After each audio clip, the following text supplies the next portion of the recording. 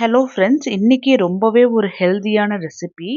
அது மட்டும் இல்லாமல் ரொம்ப டிஃப்ரெண்ட்டான ரெசிபி. நல்ல டேஸ்டியாக இருக்கும், நல்ல பர்ஃபெக்டாக வரும். இதே மெஷர்மெண்ட் நீங்கள் ஃபாலோ பண்ணீங்கன்னா அதிகப்படியான ப்ரோட்டீன்ஸ், ஃபைபர்ஸ், விட்டமின்ஸ், மினரல்ஸ் இருக்குது. ஸோ இது வெயிட் லாஸ் பண்ணுறவங்க தாராளமாக ட்ரை பண்ணலாம். ஸோ இந்த ரெசிபிக்காக மிக்ஸி ஜாரில் நான் 1/2 டம்ளர் பாசிப்பருப்பு எடுத்திருக்கேன்.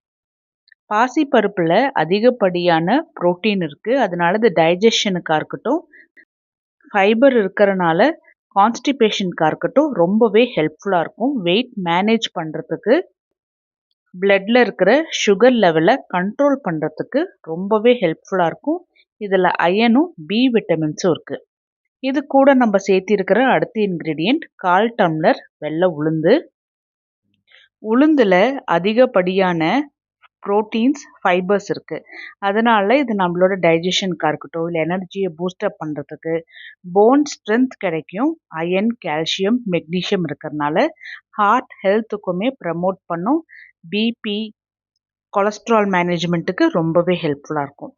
இது கூட நம்ம சேர்த்திருக்கிறது 1 டேபிள் ஸ்பூன் கடலைப்பருப்பு, 1/4 டீஸ்பூன் வெந்தயம். கடலைப்பருப்புலேயும் அதிகப்படியான ஃபைபர், பொட்டாசியம், மெக்னீஷியம் இருக்குது. வெயிட் மேனேஜ்மெண்ட்டுக்கு ரொம்பவே ஹெல்ப்ஃபுல்லாக இருக்கும். ஸோ தண்ணி சேர்த்தாம இது எல்லாத்தையுமே நல்லா நைஸாக அரைச்சி எடுத்துகிட்டு வந்துடலாம். எப்போவுமே இந்த பருப்பு எல்லாத்தையுமே ஊற வச்சு தான் அரைப்போம் இல்லையா? ஊற வைக்க நம்ம மறந்துட்டோம். அப்போ அந்த மாதிரி டைமில் நீங்கள் இது போல் ட்ரை பண்ணலாம். மிக்ஸி ஜாரில் அதே டம்ளருக்கு 1 டம்ளர் ஓட்ஸ் எடுத்திருக்கேன். இது இன்ஸ்டன்ட் ஓட்ஸ் தான், குவேக்கர் ஓட்ஸ். உங்ககிட்ட ரோல்டு ஓட்ஸ் இருக்குது அப்படின்னா அதை கூட யூஸ் பண்ணிக்கலாம். ஸோ தண்ணி சேர்த்தாம இந்த ஓட்ஸை நல்லா அரைச்சி எடுத்துகிட்டு வந்துடணும் பவுட்ரு போல்.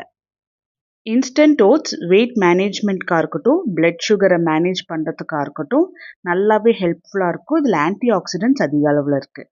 இதில் தேவையான அளவுக்கு இந்துப்பு சேர்த்தி ஆரம்பத்தில் நான் 1 டம்ளர் தண்ணி ஊற்றி விஸ்கு வச்சு நல்லா கலந்துட்டுக்கிறேன். அதுக்கப்புறமா இன்னொரு 3/4 டம்ளர் அளவுக்கு தண்ணி சேர்த்தி திரும்பவும் கட்டி இல்லாமல் நல்லா கலந்து எடுத்துக்கணும். இந்த பருப்பு வகை எல்லாத்தையுமே நம்ம ஊற வைக்காமல் செஞ்சுருக்கறனால ஓரளவுக்கு ஊறி நல்லா புளிக்கிறதுக்கு வைக்கணும். ஸோ இதை கொஞ்சம் கையை வச்சு நல்லா கலந்துட்டுக்கிட்டோம் அப்படின்னா புளிக்கிறதுக்குமே நல்லா ஹெல்ப்ஃபுல்லாக இருக்கும். பார்த்திங்கன்னா நான் கட்டி இல்லாமல் நல்லா கலந்து எடுத்துருக்கேன். இப்போ இதை மூடி வச்சுட்டு 8 மணி நேரம் நல்லா புளிக்க வச்சு ஊற வச்சு எடுத்துக்கலாம். தோசைக்கு சைட் டிஷ் ரெடி பண்ணிடுவோம். கடாயில் 1 டேபிள் ஸ்பூன் தேங்காய் ஊற்றி எண்ணெய் சூடான உடனே 1 டேபிள் ஸ்பூன் சோம்பு சேர்த்திக்கலாம். கூடவே சின்ன துண்டு பட்டை, ஒரு 3 கிராம்பு, கொஞ்சமாக கருவேப்பிலை. இது கூட 2 கீத்தல் போட்ட 3 பச்சை மிளகா மீடியம் டு ஹை ஃப்ளேமில் வச்சு இது எல்லாத்தையுமே நல்லா வறுத்தது போல் எடுத்துக்கணும். இது கூட 3 நார்மல் சைஸ் வெங்காயம் நான் சின்ன சின்னதாக கட் பண்ணி எடுத்திருக்கேன். ஸோ வெங்காயமும் மிதமான சூட்லேயே நல்லா வறுத்தது போல் எடுத்துக்கணும். வெங்காயம் கொஞ்சம் வதங்கினதுக்கு அப்புறமா இதில் நான் கொஞ்சமாக கல்லுப்பும் சேர்த்து நல்லா வதக்கி எடுத்துக்கிறேன். வெங்காயம் லைட்டாக பேபி பிங்க் ஆகிற அளவுக்கு வதங்கிட்டு வந்த உடனே ஒரு 6 பல்லு பூண்டை நல்லா தட்டி சேர்த்திக்கலாம். பூண்டோட பச்சை வாசனை போயிட்டு நல்லா ஒரு வாசனை வரும். அது வரைக்கும் வெங்காயத்தோட சேர்த்து நல்லா வதக்கினது போல் எடுத்துட்டு 4 நார்மல் சைஸ் தக்காளியும் சின்ன சின்னதாக கட் பண்ணி எடுத்துக்கலாம். தக்காளியை வெங்காயத்தோட சேர்த்து நல்லா கலந்துட்டுட்டு ஆரம்பத்தில் தக்காளி கொஞ்சம் கெட்டியாக இருக்கும் இல்லையா, அதை நல்லா கலந்துட்டுட்டு மூடி வச்சிட்டோம் அப்படின்னா அது நல்லா வெந்து சாஃப்டாகி வரும். அதுக்கப்புறமா இதை நல்லா கலந்துட்டுடணும். இது கூட இப்போ தேவையான காய்கறி எல்லாம் சேர்த்திக்கலாம். நான் கொஞ்சமாக பீன்ஸ், அவரைக்காய், கேரட் இது 3த்தையுமே சின்ன சின்னதாக கட் பண்ணி போட்டிருக்கேன். உங்களுக்கு எந்த காய் வேணுமோ அந்த காய் சேர்த்திக்கலாம். இதையும் தக்காளி வெங்காயத்தோட சேர்த்தி நல்லா கலந்துட்டுட்டு இது கூட 1/4 டீஸ்பூன் மஞ்சள், கொஞ்சமாக கரம் மசாலா தூள், ஏன்னா பச்சை மிளகாவும் சேர்த்தி இருக்கிறதுனால உங்கள் காரத்துக்கு தேவையான அளவுக்கு நீங்கள் கரம் மசாலா போட்டு நல்லா கலந்துட்டுட்டு காய் வேகிறதுக்கு மட்டும் அளவாக நான் இப்போ தண்ணி சேர்த்திக்கிறேன். ஸோ காய் முங்குற அளவுக்கு மட்டும் தண்ணி சேர்த்திக்கிங்க. ஏன்னா இந்த 3 காயுமே சீக்கிரமாக வெந்து வந்துடும். மூடி வச்சு காயை வேகிறதுக்கு விட்டுட்டு ஒரு சின்ன பவுலில் 2 டேபிள் ஸ்பூன் நான் கடலை மாவு எடுத்திருக்கேன். இதில் கொஞ்சமாக தண்ணி சேர்த்தி கெட்டி இல்லாமல் நல்லா கலஞ்சி எடுத்துக்கணும். டைரெக்டாக கடலை மாவு குழம்புல சேர்த்தினோம் அப்படியே கட்டி கட்டியாக இருக்குங்கிறனால தண்ணியோட சேர்த்து நம்ம கலந்து எடுத்து வச்சுருக்கோம். இப்போ காயுமே நல்லா வெந்து வந்திருக்கு. இதை ஒரு முறை நல்லா கலந்து விட்டுட்டு இப்போ குழம்பு எந்த பதத்துக்கு வேணுமோ அந்த அளவுக்கு தண்ணி ஊற்றி எடுத்துக்கலாம். தண்ணி ஊற்றினதுக்கு அப்புறமா டேஸ்ட் பார்த்துக்குங்க. உங்களுக்கு உப்பு காரம் தேவைப்பட்டுச்சுன்னா போட்டுக்குங்க. அதுக்கப்புறமா நல்லா தண்ணி ஒரு முறை கொதி வந்ததுக்கப்புறமா ரெடி பண்ணி வச்சுருக்கிற கடலை மாவுமே குழம்புல சேர்த்தி ஒரு மீடியம் டு ஹை ஃப்ளேமில் வச்சு நல்லா கலந்துட்டோம்னா ஒரு 2 to 3 செகண்ட்லேயே குழம்பு நல்லா கெட்டியாக வந்துடும். மூடி வச்சு குழம்ப ஒரு குதி விட்டு எடுத்துருவோம். இது இட்லி, தோசை, சப்பாத்திக்கெல்லாம் நல்ல ஒரு காம்பினேஷனாக இருக்கும். கடைசியாக சின்ன சின்னதாக கட் பண்ணி வச்சுருக்கிற கொத்தமல்லியை தூவி விட்டு நல்லா கலந்துட்டுக்கலாம். அவ்வளோதான், நம்ம தோசைக்கு குருமா ரெடி ஆயிடுச்சு. 8 மணி நேரத்துக்கு அப்புறம் மாவு பார்த்தீங்கன்னா நல்லா பர்ஃபெக்டாக ஊறி நல்லா புளிச்சு வந்திருக்கு. இப்போ நம்ம நார்மலாக இந்த தானியம் பருப்பு எல்லாத்தையுமே ஊற வச்சு அதுக்கப்புறம் அரைச்சோம்னா ஒரு 3-4 மணி நேரத்துலேயே நல்லா புளிச்சு வந்துடும்.